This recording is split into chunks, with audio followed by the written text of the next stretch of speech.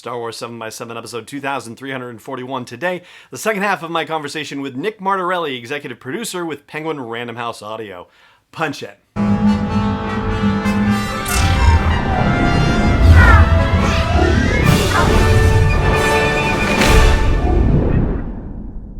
Hey Rebel Rouser, I'm Alan Voivod, and this is Star Wars 7x7, your daily dose of Star Wars joy, and thank you so much for joining me for it. So yesterday I shared with you the first half of my new conversation with Nick Martorelli from Penguin Random House Audio. He's an executive producer for hundreds of audiobooks overall and dozens of Star Wars ones, so he brings a world of expertise to the process of delivering a fantastic Star Wars experience to you.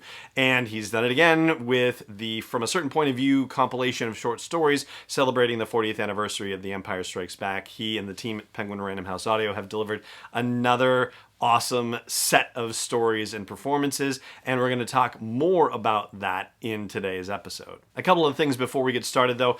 First, the reminder about feedingamerica.org that I've been sharing with you over these past couple of weeks. Thank you so much for listening to it and considering it. And here it is one more time. So feedingamerica.org will help direct you to food banks and food pantries in your area so you can support families in need who are dealing with food security issues, who do not have enough to eat, who may be suffering these things chronically, who may be suffering these things acutely because of things going on with the pandemic and the economic effects of the pandemic, with the schools closing as they have been in many cases, and the fact that many students actually get food from school because of the fact that they go to school and need it and are cut off from that lifeline in some cases because of schools closing. It makes it more difficult for them to meet their needs. And so feedingamerica.org is a great way to connect with a local food bank or food pantry to help people right in your local community. Again, that's feedingamerica.org, and thank you so much for considering it. It just remains for me now to say thank you so much,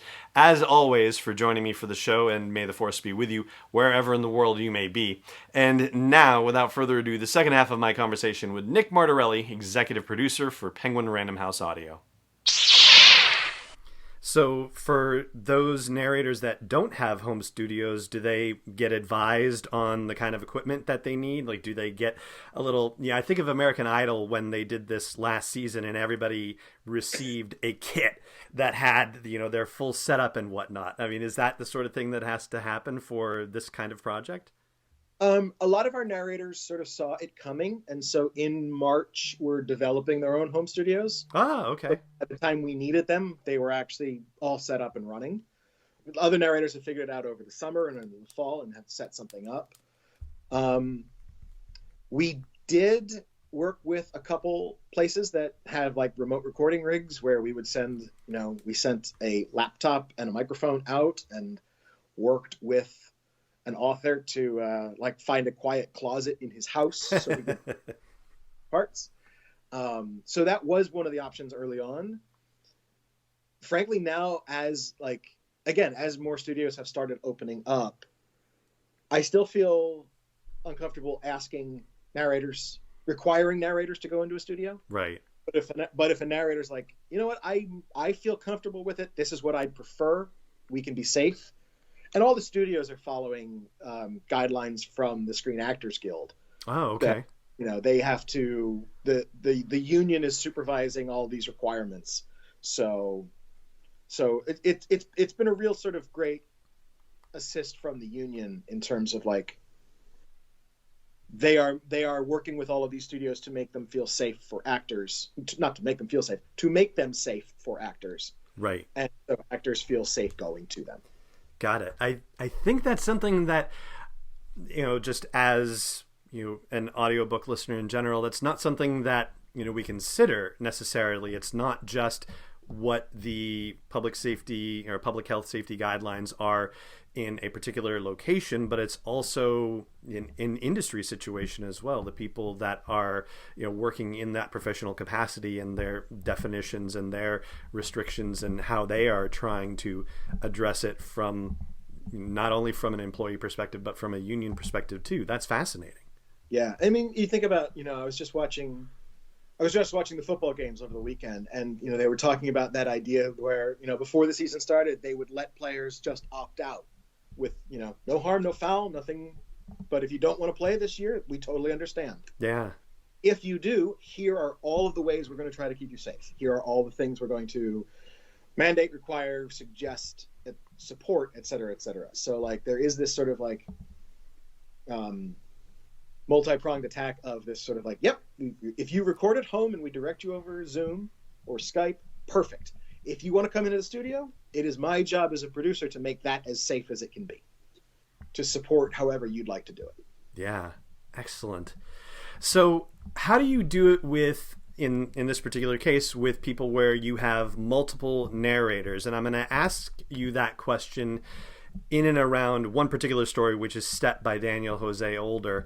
And that one, I think, created a particular challenge because for anybody listening who's not yet familiar with that story, it is essentially one person's or one character's written magazine piece, and there is an editing droid that has comments on it. When it's presented in the book form, you actually get to see sidebars and strike throughs and all of the editing stuff, but the actual delivery of that in an audiobook format is tremendous and inspired. And I would love to know what you did when you first saw that come in, because you obviously had to look at a hard copy of it and think to yourself, oh my gosh, how are we going to translate this?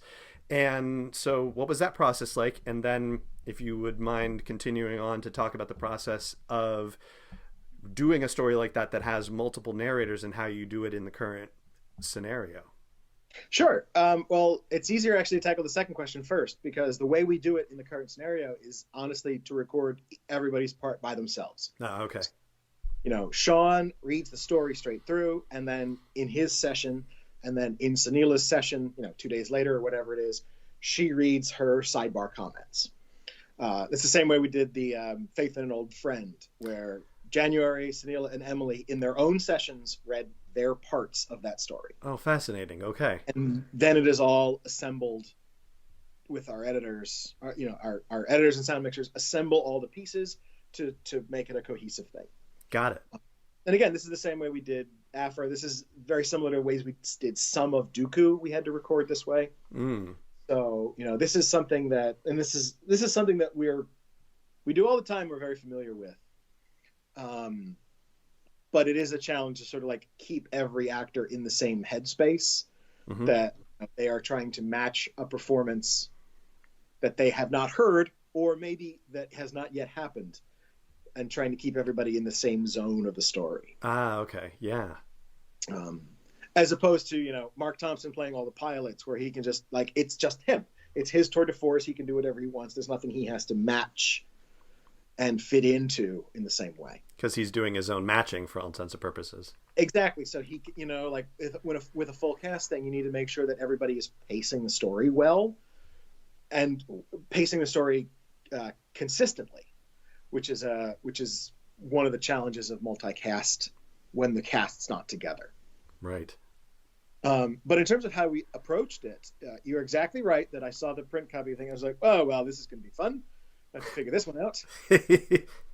And then from there, it becomes a sort of trying to really figure out what the core of the story is, and figuring out how to approach that and translate that into audio, right? Because there are sometimes there'll be jokes on the page or references on the page that just are visual jokes that aren't going to work out loud.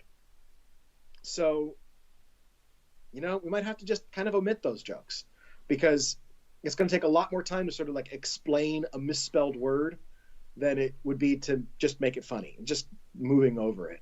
Right. So once we sort of embrace the idea that's like, okay, well, there's a voice reading the story, and then there's the droid who is delivering the notes. And then it became about figuring out, okay, well, the thrust of it is the story that's being told. So that narrator who is Sean, that narrator needs to tell that story and find, the emotional beats, the resonance, the sort of like drama of the story, as if he is telling it without interruption, because that's the way him as a journalist is actually writing the piece, right? He's writing it without interrupted by the droid. So he needs to find a very truthful earnestness in the story.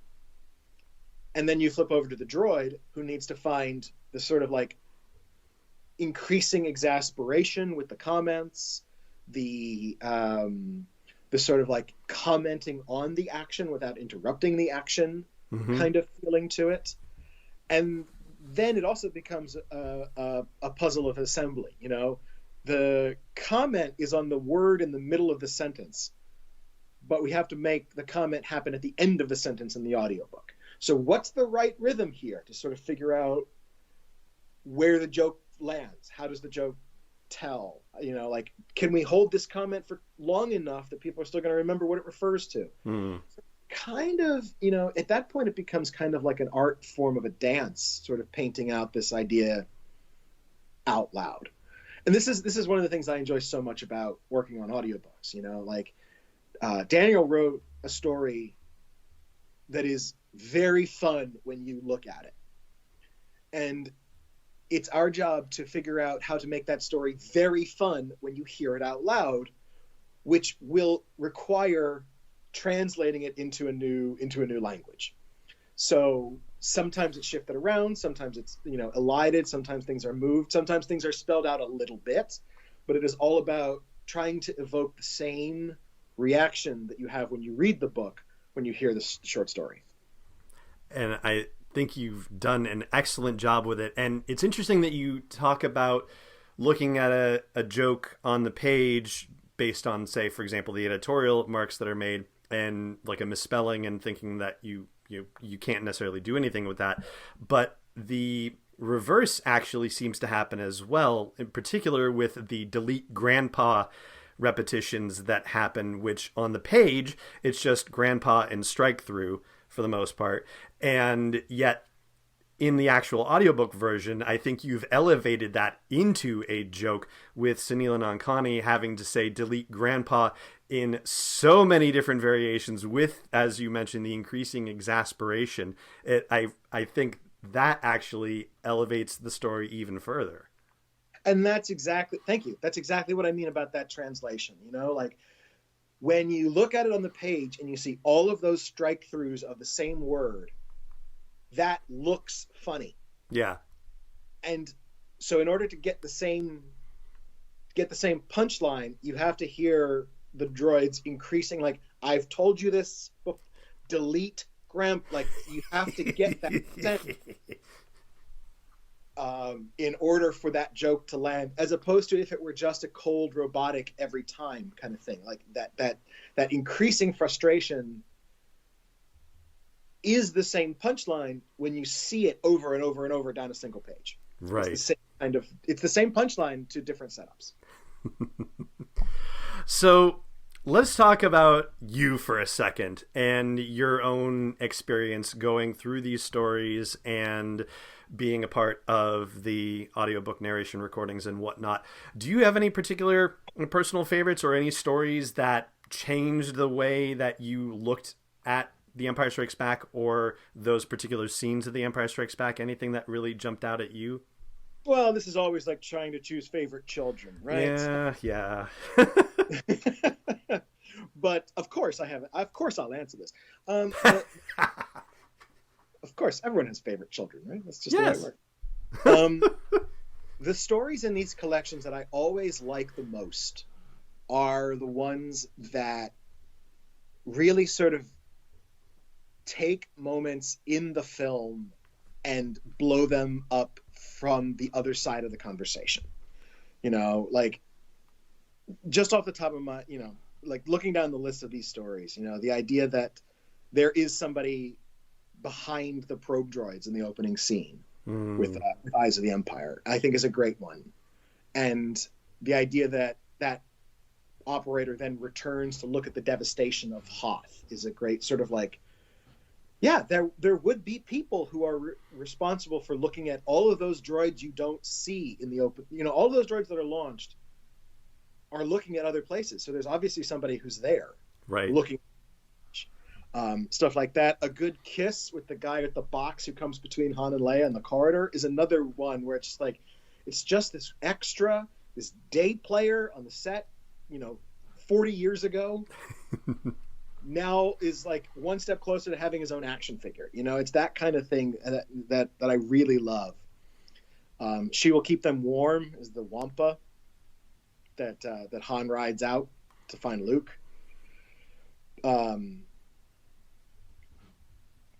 I'm looking through the rest. Yeah, but like all of these stories of sort of like the main characters that we know are always my favorite. Like the one about Admiral Ozzel, the one about General Veers, the one from the point of view of the cave on Dagobah. That is a trip. That one is a trip.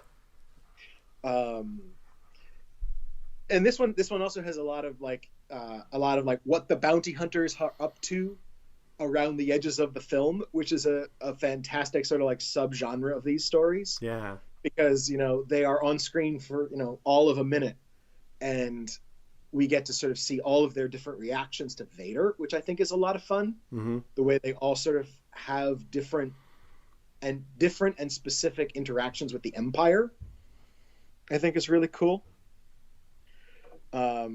And then we've mentioned it a bunch of times, but Faith in an Old Friend with the Millennium Collective. Yeah. Is another, that to me is a great one that takes everything that has happened in the universe since the film and makes the film make more sense. You know what I mean? Like, now that we know about Rogue 2 is another example of this. Yeah. Now that we know the story of Jyn Erso and Rogue One, it makes total sense. Of course, Luke and the pilots on Hoth would know that story. Right. So of course they're going to sort of, you know, she's going to be in their thoughts. The Battle of Scarif is going to be this known entity. So having the propagandist trying to interview people is a great touch. Having them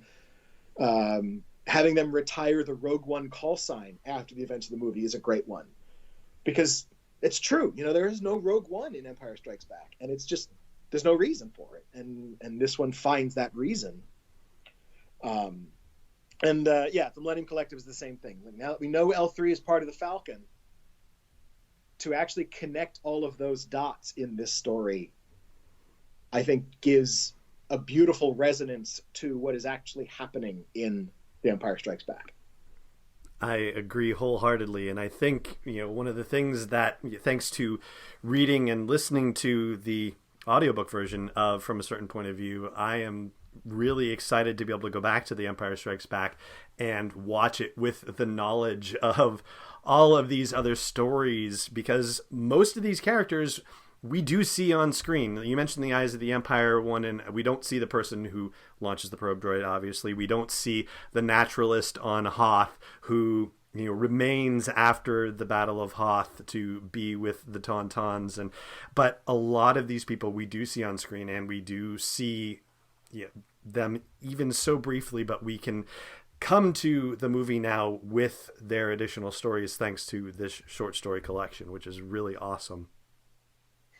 Yeah, and just yes, and the perspective that they all have on this story was something I always like. You know, the interplay between the Imperial officers early on, when, you know, it's the Ozzel story when he's talking to Piet, and Veers is there. Yeah. When Ozzel screws up, and, like, you know, the opinion that Veers has about Ozzel is just terrific coloring into the performances, frankly, that those actors are already given. You know, it's just sort of like finding everybody's subtext and making it text, which is a lot of fun. So for anybody who is interested in what's going on with Penguin Random House Audio, and with you in specific, if you want to share that information, where should anybody check out the exciting further adventures of executive producer Nick Martorelli? Oh man, well, my exciting adventures are best followed on my Twitter handle, which is at Nick Martorelli. And all of the books we talked about are at penguinrandomhouseaudio.com. And I think we have a Star Wars timeline up there of all the audiobooks that we've produced. And all of the books are there as well. And I will link to those in the show notes for this episode too at sw7x7.com. Nick, thank you again so much for joining me on the show and for sharing your insights and expertise and passion for this whole process. I really appreciate it. I know our listeners do too. Thank you, Alan. It is always a pleasure.